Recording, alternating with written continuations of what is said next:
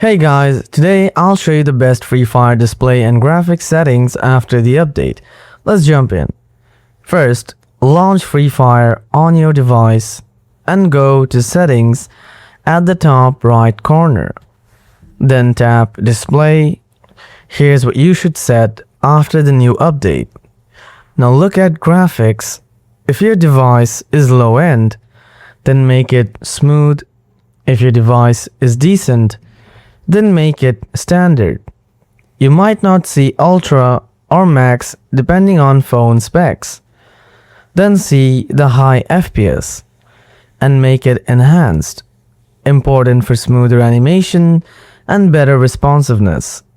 Now go to the high resolution section. It has two effects, normal and high. Use normal effect resolution that reduces overheating problems. Shadows consume performance and reduce FPS, so turn off shadow. By reducing heavy visual effects, you'll get better stability and faster input during fights.